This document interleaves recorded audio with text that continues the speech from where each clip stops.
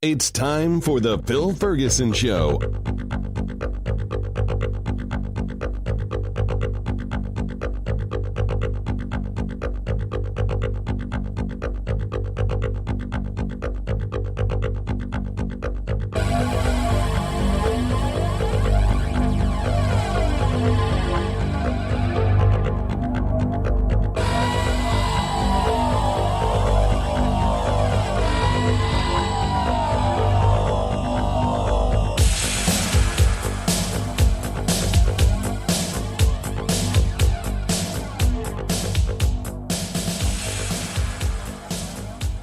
This is Phil Ferguson. Welcome to the cleverly titled The Phil Ferguson Show. I am so delighted you could join us. Got a lot of fun things today. A little bit later on for the interview, we have an ex-Catholic talking about their life and how they grew up and how they ended up losing their faith. Have a couple of these coming up in the next few weeks and months, and I hope you enjoy those as something a little different. We also have later today in the Investing Skeptically segment a little talk about annuities, a rant. I'll save that for later, but people often ask me about annuities, and I realized I hadn't done a show in a while, so that's the Investing Skeptically segment a little later on. And of course, here in Chicago, we're going to go from a high of 57 a day or two ago to a low tonight with wind chill of around 0. For international listeners, that's Fahrenheit. Almost 60 degree, 50 plus difference in temperature change in a day and a half, 2 days. So it's going to be a bit of a shock. It's probably more likely to be a normal winter temperature here in Chicago in January, but doesn't mean I like it. A couple other kind of housekeeping things. Keep in mind that if you have not maxed out your IRA or Roth IRA for calendar year 2018, you may still do that up until you file taxes or April 15th, whichever is sooner. If you file your taxes and then decide you want to add money, you can do that. You would just have to amend your tax filing. Not an incredibly hard thing to do if you have a tax professional and they can get it done before the deadline. Of course, right now we're in the middle of a U.S. government shutdown, so I don't know how that's going to affect all of that. I'm hoping that this all ends in a few days. I really, really do. There's a lot of people who are going to suffer and who are not going to get paid, and that's not cool. That's a very dick move to even consider. It's something we as a society, the politicians, should never allow to happen again. But here we are. Other technical things for the amounts you can put in for 2019, there have been some adjustments, just to give you those. If you are contributing to a 401k, 403b, or a 457, which is a deferred comp plan, you can contribute up to $19,000 plus an additional $6,000 if you are 50 or older. If you become 50 during calendar year of 2019, you can add another $6,000 to one of those plans, 401k, 403b, or 457. So that is a total, of course, of $25,000. The total that the plan can put in, I think, is $62,000, but the rest of that would have to come from your employer. Most employers don't put in that much money. They usually put in 3 or 5%, if you're lucky, sometimes 10, or they'll match a whole bunch. But you can put in 25. Your employer might put in 3, 5, or 10, something like that. If you're very fortunate, odds are they're not going to put into the 30s to get to that combined limit of 62. But the maximum you personally can give is 25 if you are 50 or older, 19 under the age of 50. IRAs and Roth IRAs, the contribution limit goes from $5,500 in 2018 up to $6,000 in 2019. And of course, if you are 50 or older, you could add an extra $1,000 or $7,000. So if you make really good money and not too much good money, you could put $25,000 in your 401k and another $7,000 in your Roth. If you are married, Your spouse may be able to put in $7,000 into his or her Roth. Even if they do not work, you get this special magical spousal thing where you can put up to $7,000 in yours and $7,000 in theirs. One of the things people ask me about, of course, there's other limitations like income limitations on how much you can put into a Roth. And I'll just give single, the traditional IRA ability to contribute phases out between $64,000 and $74,000 of modified adjusted gross income, because the government wants to make everything complicated. And married filing joint returns, that phase out is between 103 and 123. For a Roth, those numbers are considerably higher. For a single person, the phase out is between 122 and 137. For a married couple filing jointly, between 193 and 203. So if you're married, as an example, and you make over $203,000 as measured by the modified adjusted gross income, check with your tax professional to calculate that number, you would not be able to contribute to a Roth for either one of you at all. And it's one of those weird things. I have people contact me that say, I'm finally making really good money. Me and my spouse are finally making really good money. And now you tell us we can't contribute to a Roth. Yes, that's how the world works. You make too much money. If you have your own business and you're the only person, you can do things like a self-employed IRA, possibly a simple IRA. Or if you want to have a little more complexity and details, you can do what's called a solo 401k, and you can put a lot of money in that. Like I said, up to $62,000 if you are age 50 or older. I want to transition to another quick thing here. If you missed it, I think it was last week. I went over all of the market returns for 2018, so you can go back and check out that episode. And funny thing, we had a day just a few days ago where the stock market, the S&P 500, went up 5% in one day. Now, the couple of days before that, it was down, but it went up 5% in one day. And this is one of the problems with market timing. Let's say, for pretends, that the market ends up, as measured again by the S&P 500, 10% at the end of the calendar year 2019. Not a prediction. It could go up a lot. It could go down a lot. Just if it did, you could look at it as saying half of that return was made in one day. And since you're not invested in that one day, or if you weren't invested in that one day, you only made 5% for an entire year's of risk because you missed out on that one day. So market timing is very, very difficult to do, and most people fail miserably at it and make less money. So again, I don't know what the market's going to do. So you want to invest. You want to invest as much as possible. You want to invest as soon as possible and play the odds that most years, 80% of the time or more, the stock market is up. And you want to get the money in there and plan for long term. If you are 12 or 15 years from retirement or less, or in retirement, of course, you want to have some of your money in conservative investments. I call that the cushion. Talked about that many times, and that'll come up again, but that's how you protect yourself from short-term market fluctuations if you are in or close to retirement. Another fun thing that I got here, one of the listeners sent me a link to Reddit. The original story is in the Wall Street Journal, but it has a paywall, so you might be able to read it there, but you might not be able to if you've read something recently there. This is an article written by John Bogle, who is the founder of Vanguard Mutual Fund Company. And he's talking about some concerns he has about investing in the stock market. And it's kind of a warning about, not really the stock market, warning about funds. And the headline and the beginning part of the text of this talks more specifically about index funds, but it really applies to all mutual funds. And the concern here was that not that index funds are bad or risky, but they're getting very big. And I've talked about this before, that they're becoming a larger and larger percentage of the marketplace.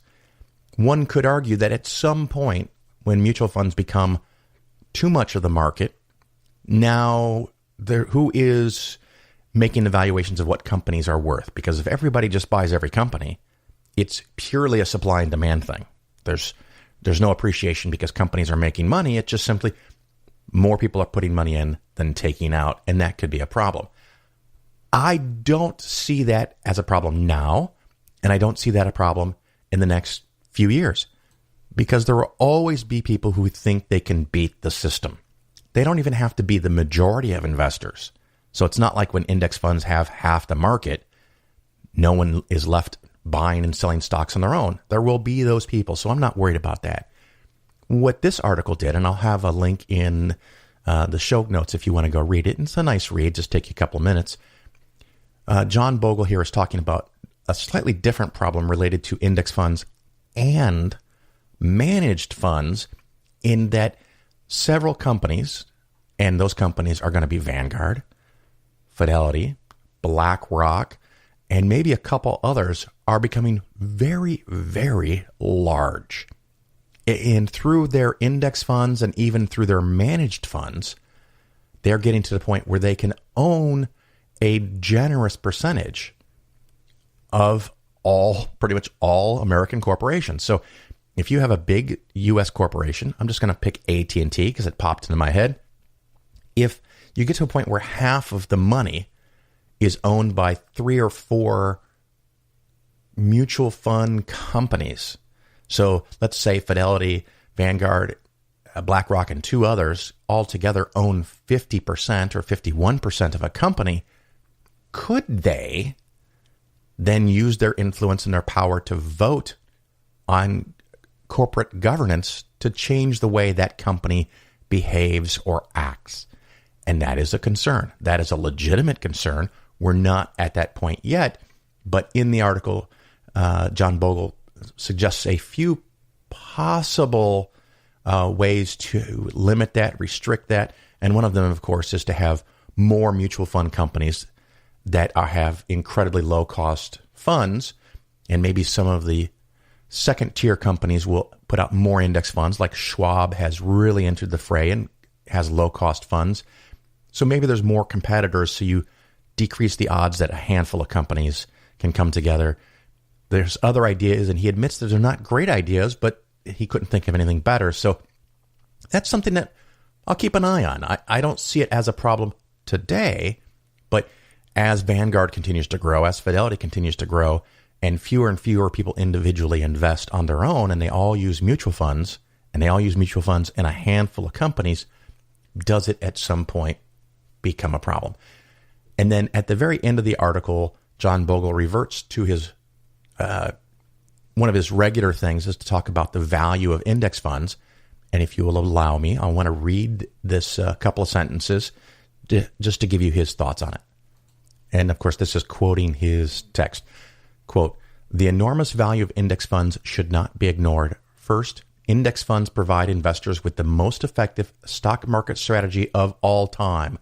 Buy American businesses and hold it forever, and do so at rock bottom costs. Second, index funds are among the few truly long-term owners of stocks. For all practical purposes, permanent owners of capital, an enormously valuable asset to society. The long-term focus of index funds is much needed counterweight to the short-termism favored by many market participants." End quote. So I am still in on index funds. There's always good to question yourself and think about it from different angles and see if there's a problem with the strategy or the philosophy. I have my money in index funds. I have virtually all of my clients' money in index funds. And unlike this quote here, you can have index funds for bonds. You can have index funds for international stocks, different parts of the world, or even different countries in the world. So it's not limited just to the 500 biggest stocks in the United States. So that's the end of the intro segment. We're going to have a little interlude here, and then we'll go into the annuity rant.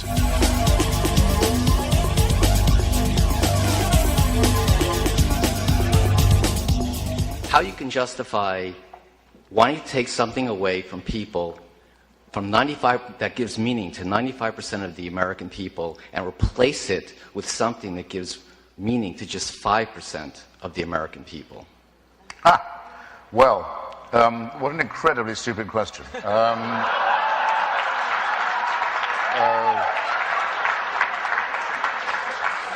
First, I've said repeatedly that this stuff cannot be taken away from people. It is their favorite toy, and it will remain so. As Freud said in The Future of an Illusion, it will remain that way as long as we're afraid of death and have no problem, which is, I think, likely to be quite a long time. Second, I hope I've made it clear that I'm perfectly happy for people to have these toys and to play with them at home and hug them to themselves and so on and share them with other people who come around and play with the toys. So that's absolutely fine. They are not to make me play with these toys. Okay? I will not play with the toys. Don't bring the toys to my house. Don't say my children must play with these toys. Don't say my toys might be a condom. Here we go again. Are not allowed by their toys. I'm not going to have any of that. Enough with clerical and religious bullying and intimidation. Is that finally clear? Have I got that across? Thank you. No sex until marriage.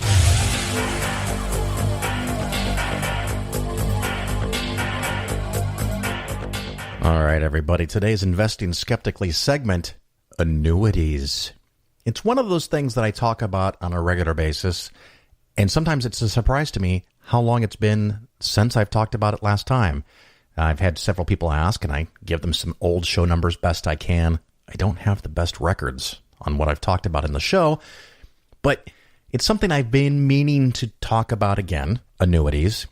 And I got an email, and I talked to this person. I'm not going to give you any names, and they've given me permission to give you specific information about the annuity. So instead of going over how an annuity could work or what the contract or what the mathematics say going forward, I have a real live example of someone that bought an annuity 10 years ago, what they were told was going to happen, and then what did happen. And this is exciting. This is because this is real. This is not a theoretical example. This is what really happened to somebody in their annuity.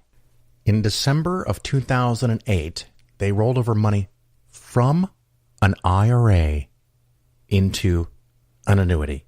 Now, in my opinion, this should be illegal. Just straight up, this should not be allowed.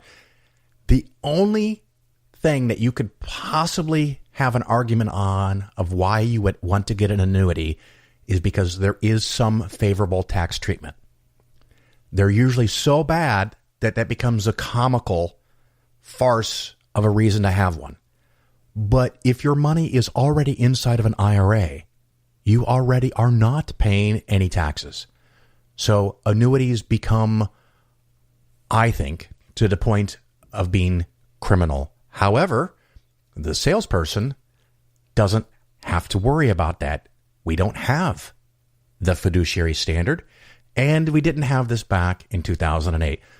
So this person invested almost $70,000 from an IRA into an annuity. And what you will often find is a very grotesque misunderstanding in the insurance industry where they will say, you have an annuity, and inside of the annuity is an IRA. That is wrong. It works from the top down. When you open an account with your name, there are two types of accounts. There is a qualified account and there is a non-qualified account. Non-qualified is simply a brokerage account, a taxable account. It can be individual, joint, minors, all kinds of different types of accounts, but you pay taxes. It's not qualified for special tax treatment.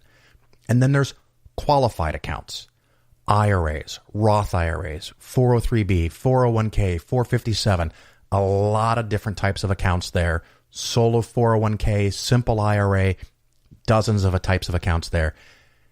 So it's either a qualified or a non-qualified account.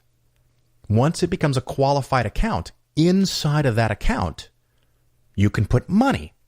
You can have cash inside of a qualified or non-qualified account. You can have mutual funds. You can have stocks. You can have bonds. You can have an annuity. you can buy an investment product inside of a qualified or non-qualified account. So you have an IRA, and inside of the IRA, the money is invested into a product, in this case, an annuity. The IRA is not inside of the annuity. Sorry, pet peeve. Okay, not too relevant, but that's how it works. They bought this with almost $70,000, and they were led to believe that this was going to be invested in the stock market, and it was going to make about 10% a year, and they would get virtually all of the upside potential and not suffer during down years.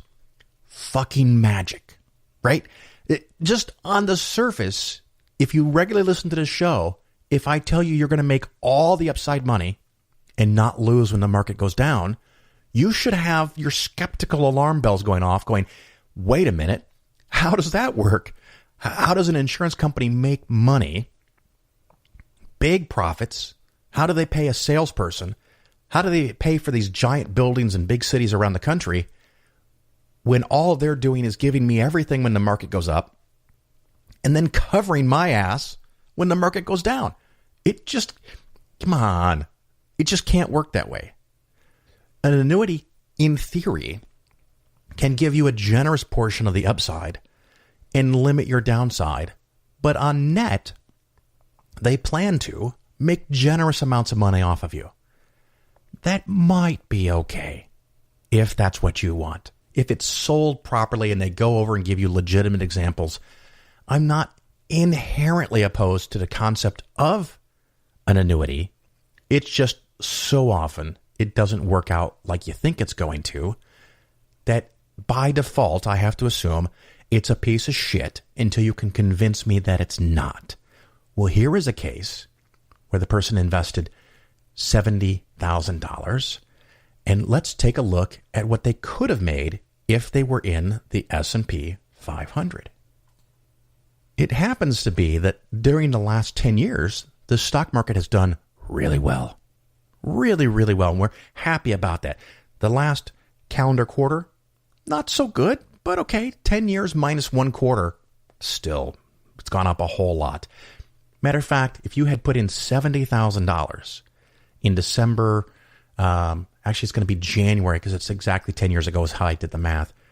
The $70,000 would turn out to be $227,000. $227,000. If you're in a taxable account, you might have to pay long-term gains on the most of that. Each year you would have some dividends that you would have paid ordinary income tax on, but you're still going to have a lot of money left over. $227,000. This person, now inside of the annuity, did not get $227,000. Just guess. What do you think they got when they expected to make 10%? And by the way, the stock market made 12.5% during the last 10 years from today, going backwards in time 10 years. How much do you think they made? How much did they end up with? Not 227. You know that. You listen to the show. You know it's not 227. Do you think it's 200? Do you think it's 180? Think it's 150? How about $90,000?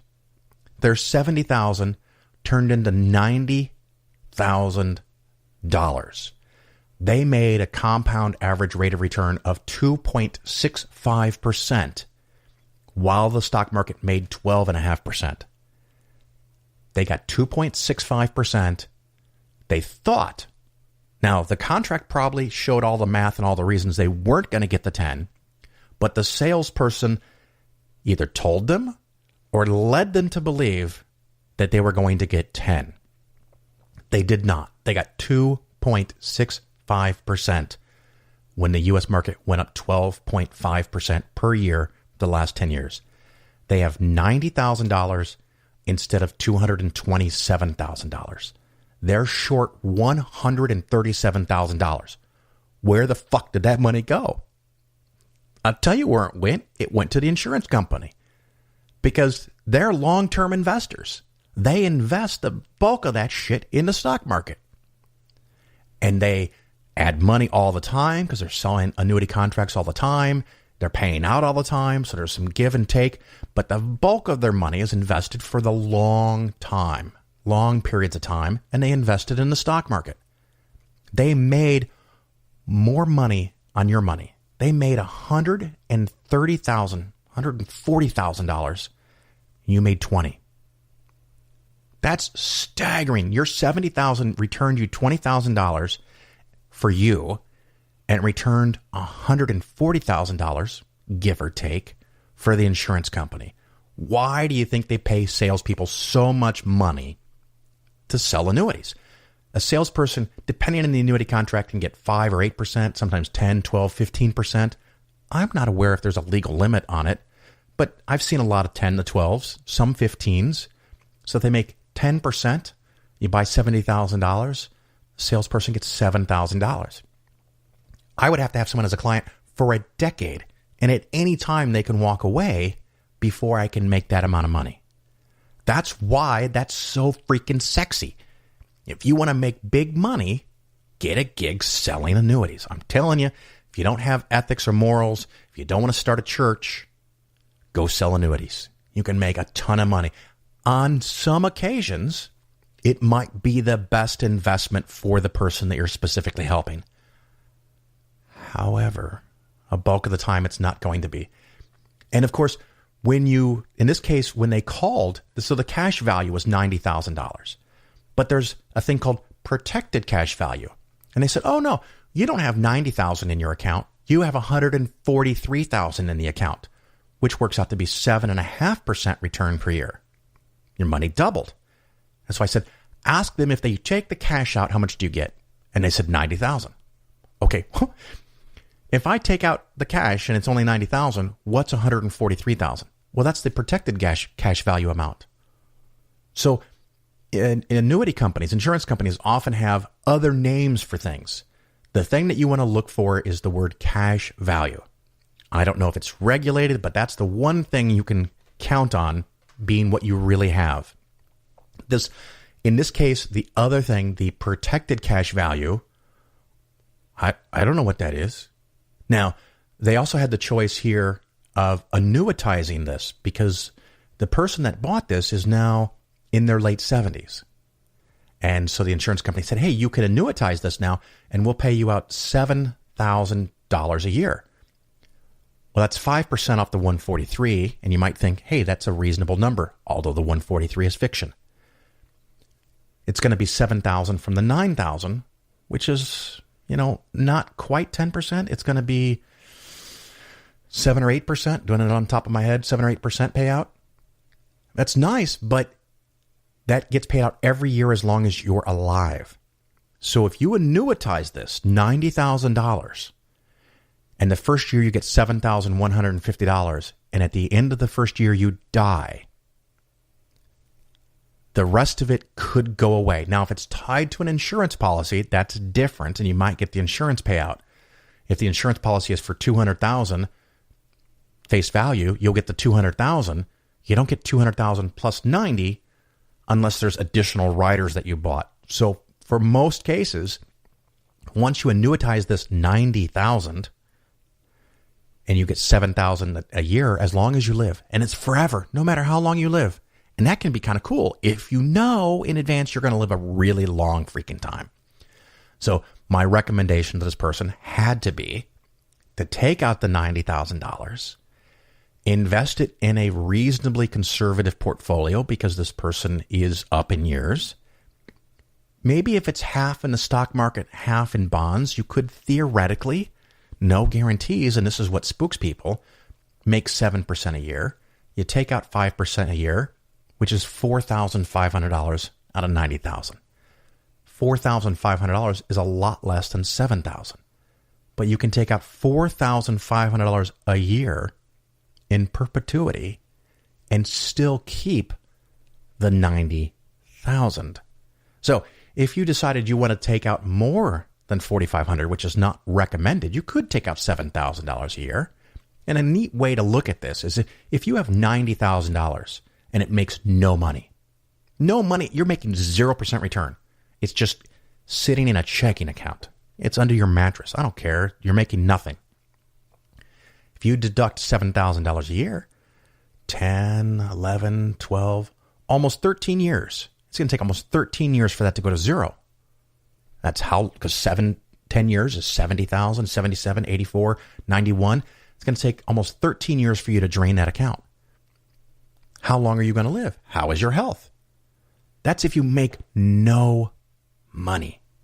Of course, if you're taking out 5% and you're making 5%, you can do that in perpetuity and always take out, in this case, the 4,500 and have the 90,000.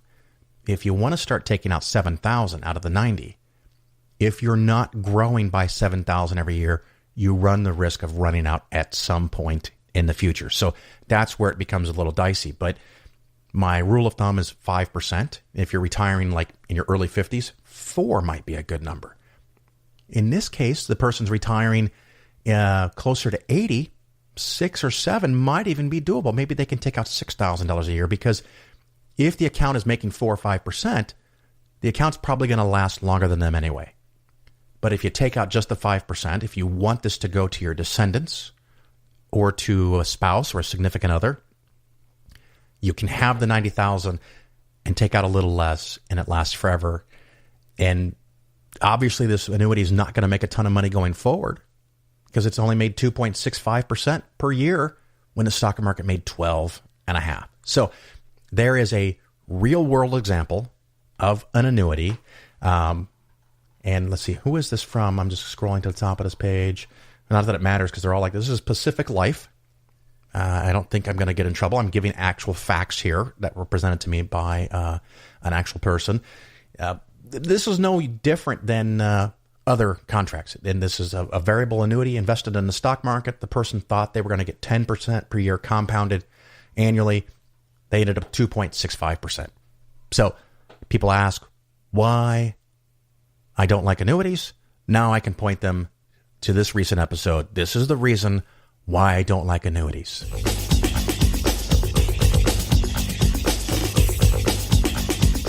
I've always been an atheist.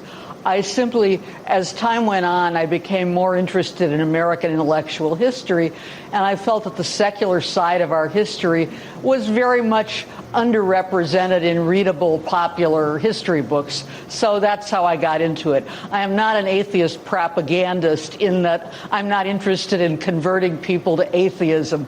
What I'm interested in is talking about what the secular side of our history has meant to the development of the United States. And what has the secular side of the development of our history meant for the development of the United States? Well, it's something that's not talked about much, because we've got all these people going blah, blah, blah about how this was founded as a Christian nation. But it wasn't founded as a Christian nation, although we were overwhelmingly a majority Christian people at the time the Constitution was written. But what did the founders do in the Constitution? They made a break with all previous documents, including the state constitutions at the time after the Revolution, and they didn't mention God. They didn't say that governmental power flows from God. They said, we the people. The word God does not appear in the Constitution at all, which always astonishes my college audiences when I tell them that, which tells you how badly American history is taught. In fact, what's generally taught about the origins of the United States is everybody who came here for religious liberty, which is true. But initially, before we became the United States and were colonial America, the people who came here for religious liberty came here for religious liberty for themselves, not for anybody else. So the first thing the Puritans did in Massachusetts was try to get rid of everybody who didn't agree with them. However, the founders had a very different view, which is because there were already people of so many different faiths here, we needed to have no state faith. So they just left it out altogether of the Constitution. The First Amendment was made specifically to protect religion from government. The Constitution itself, which leaves God out, was meant to protect government from religion. The two go together. The Phil Ferguson Show is for educational purposes only. Nothing said on the show should be interpreted as personalized investment advice.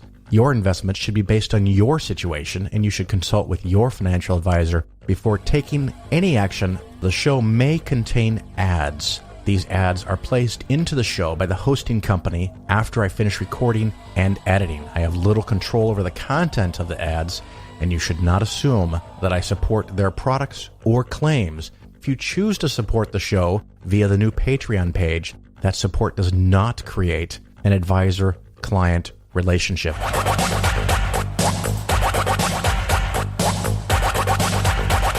Welcome back, everybody. This is Phil Ferguson, and I'm delighted that you're still listening to The Phil Ferguson Show.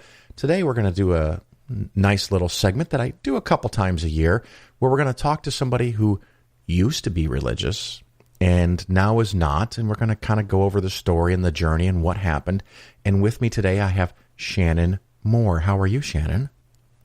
I'm doing excellent, Phil. Glad to be here. Oh, it is my honor to talk to you. And you were kind enough to be one of the many people who responded to my Facebook post asking for some people. And I'm hoping to bring new voices out to the public and talking about their situation. So if you don't mind, I'd like to go in the Wayback Machine when you were a youngin'. Did you grow up religious, secular? Tell me a little bit about that history. I grew up in an Italian Irish Catholic household, so being Catholic was always a part of our culture, a part of my life. To be honest with you, I loved being Catholic. I never experienced any bad things. The church I grew up in was really liberal. My parents were really involved. We always had priests coming over for dinner, nuns coming over for dinner. So I always got to see the friendly side, the out of the collar side of them. And so it was always a great experience for me growing up. I couldn't wait to make communion. It was just part of my family, part of our culture. So you would not be one of these people that was hurt by religion in some way. It was actually an enjoyable experience from a kid's perspective. It was. And, being Italian Catholic, looking back, I realized it was also very superstitious. We had our little saint figurines everywhere. My grandparents had the little thing of holy water by the front door. You had the rosary beads. We had our little prayers to St. Anthony when something was lost. So I definitely was not hurt by it. I really enjoyed it. Well, in your email and our pre-show discussion, I didn't even realize that you were Italian. Yes. Yeah. Half Italian on my mother's side. So, my grandparents were very Italian. They came over here in their teen years. So it was a big part. And I have to say, the Italian Catholics are probably more superstitious than religious. But it was a great experience for me. Well, that is nice. And so that happened all through growing up, through high school. Did you go to college? Were you still Catholic in college? Did you not go to college? Yeah. Well, so in high school, I'll just step back a bit. We had, growing up for me, I was really raised with more of a hippie Jesus. I grew up Jesus Christ Superstar. Our church ran these Emmaus retreats that were ecumenical. It brought in all the ministry of the town, really, and it was all just about love, and that's why I'd like to say it was really a hippie Jesus. That's really what was promoted, and love everybody, and we'd bring in the Methodists and the Episcopals, and all the mainline religions in our town would come together.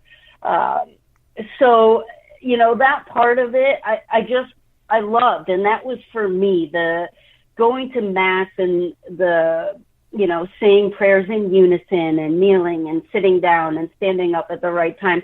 That felt very robotic for me. But outside of that, when we would do these retreats, which were very big in our town throughout high school, that was the primary focus, was really just about loving everybody and, peaceful Jesus. So that really was my experience of our Catholic Church and our town. And I did go to college. I took a class on the New Testament at a secular university in New York, and that was my first real experience into the Bible. As Catholic, we know prayers, we know saints, but we don't know the Bible. So that was the first time I ever looked at the New Testament and was taught, we basically looked at the four Gospels vertically. And that was the first time, as embarrassing as that is, that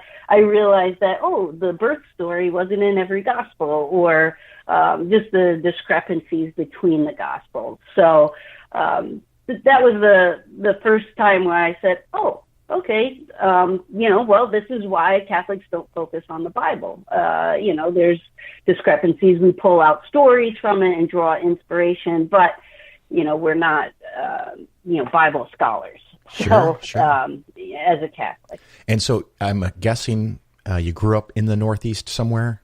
We don't need the specifics, but in New England, and it's happy Catholic, it's culturally Catholic, and you show up and you make friends, and most everybody's pretty cool, and the Bible's not literal, and overall, not a bad experience. And then in your email, and we talked a little bit about this, but now it's the surprise for the listeners, when did that start to change?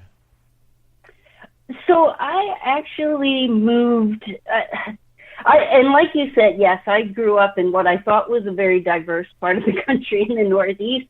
I never was exposed to anybody that believed in the Bible literally. And I had friends who were Christian Scientists, who were Mormons, who were Quakers, who were, I thought ran the whole gamut, but I never was exposed to fundamentalists or Baptists until I moved to Florida. And actually until I met my husband, who I met in Florida. He grew up in the Midwest, was raised Lutheran, then Pentecostal. He was not Pentecostal when I met him. I didn't know anything about that church. His family is all primarily, mostly still Pentecostal. And so when we started getting serious, he wasn't going to church. I wasn't going to a church. I still had a daily relationship with God, or so I thought, constantly praying, constantly talking to him. But I didn't really, I had kind of moved away from any religious organization. But, we had decided that, hey, we're getting serious and, maybe we do some church shopping. And we went to a variety of churches, and we landed on one that we thought was an ecumenical one. And I really liked it. The pastor wore jeans and basically would do sermons about, hey, what do you do with worry? What do you do when you're feeling, anxious? And would draw stuff from the Bible that I had never been exposed to before, and was like, wow, I had no idea this was in the Bible. And got really excited about the church. We started volunteering. I made my husband join a small group. He didn't want to. I had never heard of small groups. He had, and he, didn't like being a part of that. But slowly but surely, our pastor really started to reveal his Southern Baptist upbringing. And all of a sudden, I'd pause and be like, wait, did he really say that he believes somebody, Jonah lived in a fish? And that became clear to me that he took the Bible literally. And then my husband's family doesn't live near us. They still live in the Midwest in Texas. And when I'd start getting to know them and being around them, I was like, wow, they take the Bible literally too. So that was a total shock to me, the amount of people I became exposed to that took all these stories literally. That was something. Oh, go ahead. Sure. The church that you guys went to, was a non-denominational church? It's just a church, or... So we thought it was non-denominational, but really they just never said they were affiliated with Southern Baptist till probably a couple years later, when they started growing and getting bigger. And then even then they said, oh, we're just affiliated for mission purposes. I see. But then, just real quick, our pastor had gotten sick at one point, to the point of where he was in a coma and they didn't think he was going to make it. And when he came back, was able to come back, that's when it really just, all of the Baptist stuff just really, and again, I'm not very familiar with Baptist prior to this. All I knew about Baptist was the movie Footloose. That's all I knew. So that's, I didn't really realize that there was a literal interpretation of the Bible there. And so really that started having me question things and basically bringing me back to say, you know what, I knew I was right. This whole organized religion thing just really interferes with a relationship with God. That's all it does, because it just frustrates me, man. People get involved and, I just can't see their point. I don't understand how they come to their beliefs. And I honestly I wanted to understand why my husband's family and all these people in Florida, not in the area that I'm in here, that tend to be a little bit more evangelical, why they believed what they believed and why it was so vastly different from any experience I had growing up. And being that my husband's family is Pentecostal, in case anyone doesn't know, like the women there, they wear long skirts, they don't cut their hair, they don't wear makeup, and that just shocked me. It was a huge shock to me, and I couldn't understand why. And my husband said, I don't know, there's something in the Bible that says to dress like men, women dress like women. So I wanted to look all that up. I wanted to see where all this was coming from. Sure. So you started doing research. And that was the catalyst. Yeah, it's dangerous. That was the total catalyst for how this sparked. And really, I thought, I truly believed all my life. I had been through a lot. I had a lot of people close to me die, a lot, in my younger years and die too soon and all that stuff. And not once did I ever waver from my faith in God. I was mad at God. I was, not talking to God. I struggled, I questioned, but not once through anything bad in my life did I ever question that God existed.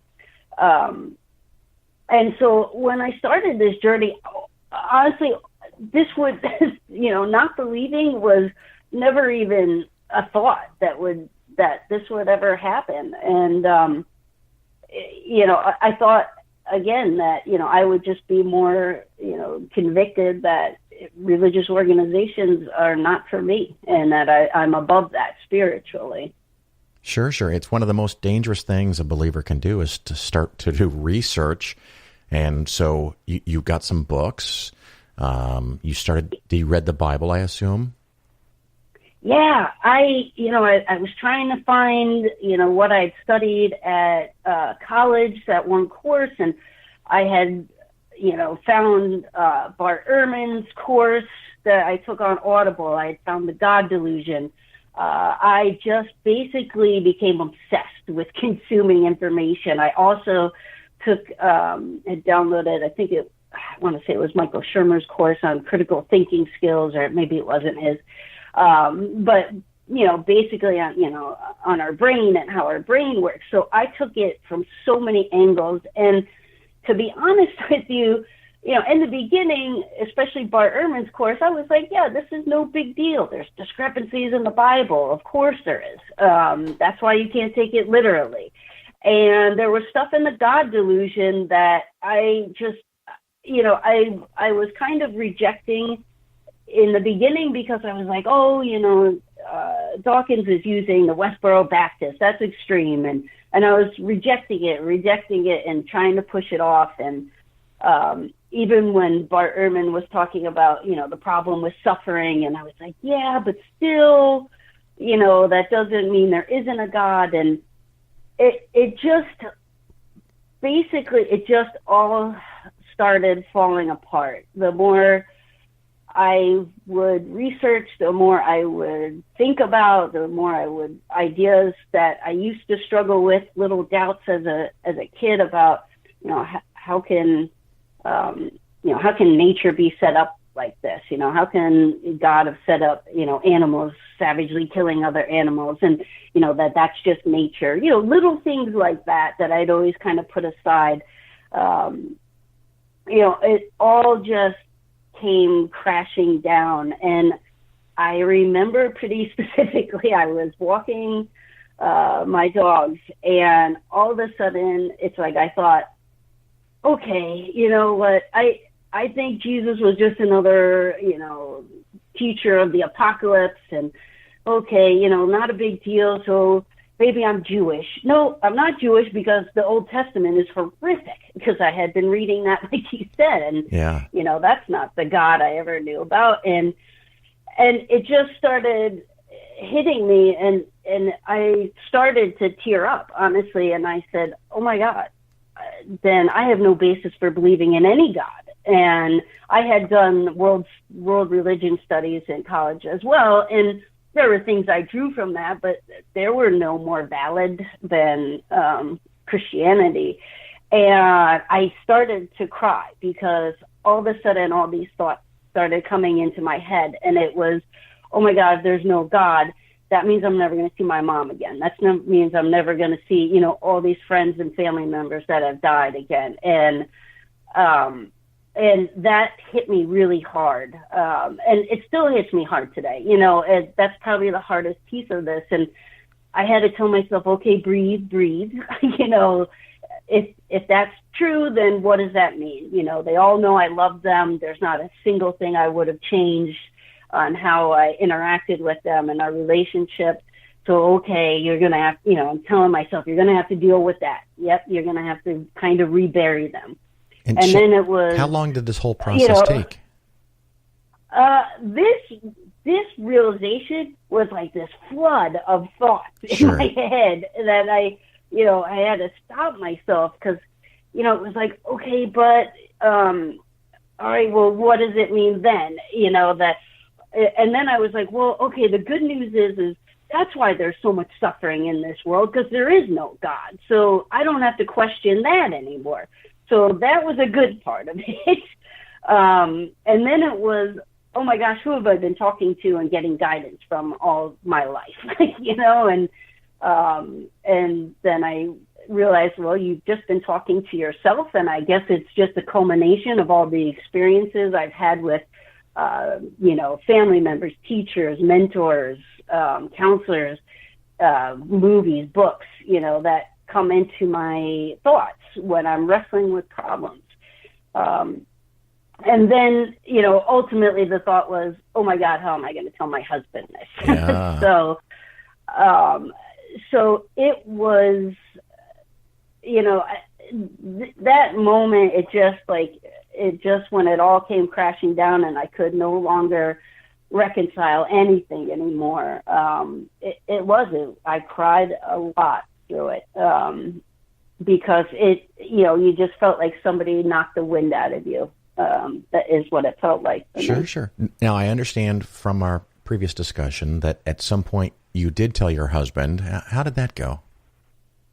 I did, and I think I had honestly contemplated not telling him and just pretending, because I felt in a weird way that I betrayed him, and I don't know why I felt like that. Obviously, I didn't betray him. This was never a conclusion that I ever thought I would have come to. So I actually reached out to an atheist community on Reddit to get advice. people that were in the same position, because, I had mentioned to you before that so many authors or podcasters that I'd been listening to, they did end up in divorce. Whether it was, I think I mentioned Dan Barker, Right. I think Seth Andrews did. And, so I was... I'm just going to jump in. I'm pretty sure Seth Andrews did not get a divorce. Oh, sorry. Okay. That's okay. All right. I'm sorry, Seth. So anyway, and the Reddit community I was overwhelmed by the support that they gave me. They said, just start it slow, start the conversation slow, and tell them, ask them, how do you reconcile this? And to be honest with you, I had already started this conversation with him without even knowing it, because I did struggle, and I wanted his thoughts on, how can you believe that God wanted all these animal sacrifices? And, he would say, I don't believe God wanted that. I just think those guys in those days did that. And he said, I don't think, God ever ordered them to do that. So he had been aware that I had been struggling a lot, and then I'd been obsessing about this, and I had been questioning him. So, I went to him, and I was actually crying when I did that, because I did not want my marriage to end over this. And, he said, look, it's clear you've been struggling. And he's like, there's no way I would leave you over something like this. And, he said, we'll work it out. And he just asked me to take a break from all my research and just to say, let's just sit with this now. And, because I really had become obsessed with learning and chasing all these different, every question I had, gave more questions. So I was delving into everything. And so, it's good. I did tell him initially that I would continue going to church with him, but then I said, look, I really can't. And he was fine with that, because I constantly would question after the church service. And he was like, okay. He said, look, I don't, think about it that hard. I just like to be there, because it just gives him a little bit of pause for the week, It's a nice place to go and meet people. Yeah. So, and so I was fine with that. And now we actually have, we have a kind of a joking thing going on, and he makes little jokes now, where there's something we always did when we would take long road trips. He always liked to say a prayer, that, we make good decisions, and the drivers around us make good decisions. And, he would always say, God, we love you so much. And now it's, God, we love you so much.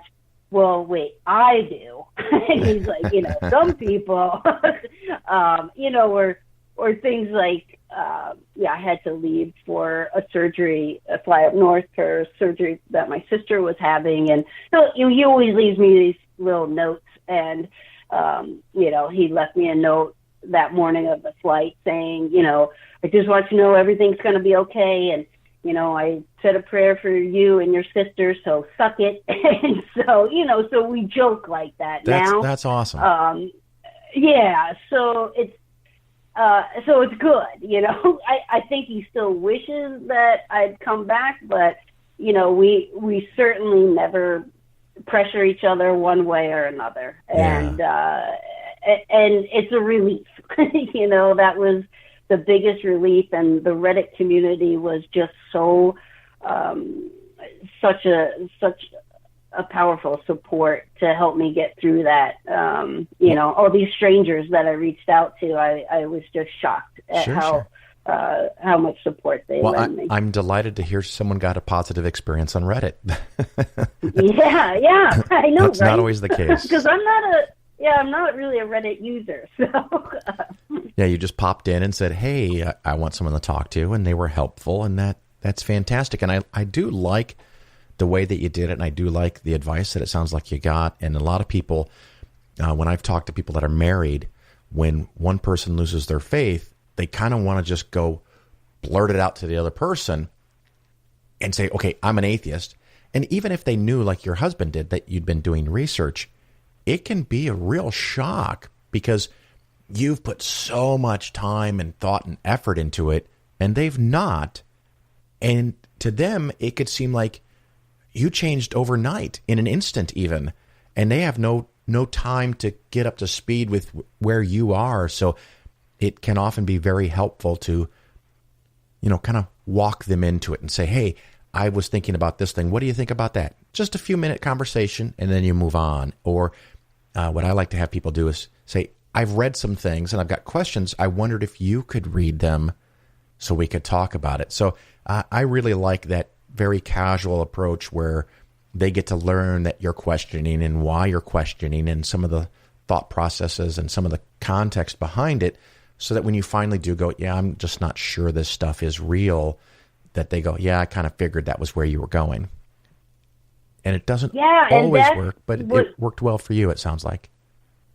Yeah, and it, like exactly like how you said, make it casual. And even though I was deep into it, but you're right, you feel like, you're seeing so clearly, and how could the other people not see it now, like when it all came crashing down. But you're right, it has to be kind of casual, not attacking, not like, hey, let's, have an all night discussion and really, dig into this, but casual here and there and scattered about. That you're absolutely right about that. And so now everything's going well. There's a good balance. You guys can joke about it.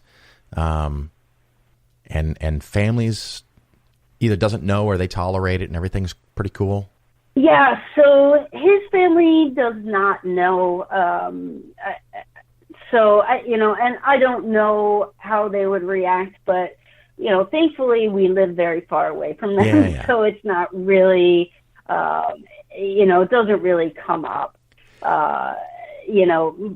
Some of my family knows, and they're fine with it. They get it. And I think a lot of them, even talking with my father, he always, he's just one of those, look, this is, what I do. And yep, I get your questions. I get it. But, I still have my belief in God, and that's fine. I'm not going to press my dad for that. And, I certainly don't want to talk anyone out of their belief at all. I do, but that's okay. Well, so you know what? I say that, but I will roll that back, because my husband's side of the family, I would love to talk them out of their beliefs. Fair enough. That's very hard for me to see. It's one of those things that, it's kind of part of my character and part of my job in a way.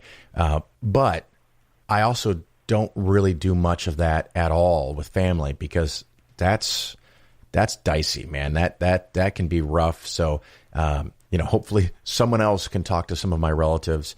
But the funny thing is, because I'm such an out, open, vocal atheist, a lot of relatives have come to me and want to talk and ask questions. And many people in the family have left religion and or no longer believe in God, but they don't like the A word. But we'll work on that later. Yeah.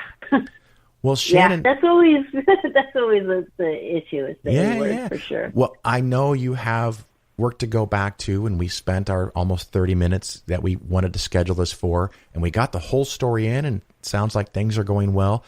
So I want to say thank you so much for being willing and able to share your story. I appreciate it very much. And thank you so much, and I really appreciate your podcast too. So keep up the awesome work. I really appreciate that. Thank you so much. Thank you.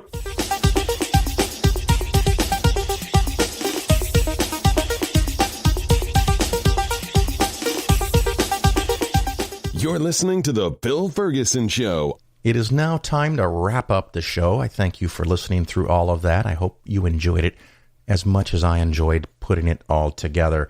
A couple of housekeeping things. There is the new Patreon page, patreon.com/Phil. You can go contribute a few dollars there if you like the show.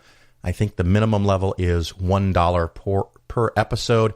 And I think if I ever put out like a best of show again, if I'm gone somewhere, there's a little box where I'll check it that you don't pay for that. So you won't be charged for any best of shows where I have interviews or comments from prior years. So you'll only be contributing to new content. I will also start putting up shows early on Patreon. So if you are a supporter there, you get a special URL to put in your podcast player, and you can hear the show. Everyone else will wait 24 hours to hear the show. So an extra perk, an extra inducement. And of course, every single dollar that Patreon page raises for the show in January, February, and March of 2019, I am going to contribute 100% of it to American Atheists, and I'm going to double it up to $5,000. I don't think that the podcast Patreon page is going to generate $5,000 in the first quarter of the year, but if it does, I'm going to match it. So there's up to $10,000 on the line. If the contributions are, say, only $1,000, I'll match that with another $1,000 to create travel grants for students going to the American Atheist Conference in spring/Easter of 2019. I think that's April 19th weekend. I do have one review on iTunes, 5-star review from Daniak, I believe it is. I'm not going to read all of it, but it starts off, "This podcast is one of the most important shows I've ever listened to. I have a degree in economics, and I can honestly say that Phil gives the best financial advice I have heard since college." It does go on, and I'm kind of surprised. I'm not surprised, I guess, but curious, what was the better advice since college or in college was the way it was phrased. And also a special thanks at the end of it to Seth Andrews for having me on the Thinking Atheist podcast. That's where this listener first found of this show, so I appreciate that very much. I think that's it. Oh, it's not it. I almost forgot. On February 3rd, I will be in Austin. I will actually be in Austin for several days. Before February 3rd, I will be on the Atheist Experience. This will be my third time on the Atheist Experience. I think I'm scheduled to be on with Tracy Harris, a good friend of mine. And we'll take calls from listeners, mostly theist, people who believe in a God of some kind, and we'll talk to them and ask them what they believe and why, and hopefully have some very polite and intelligent conversations. It doesn't always work out that way, but it's good fun, and hopefully you can catch me on there. Otherwise, I hope to see you at the American Atheist Conference, Easter of 2019. Until then, ciao.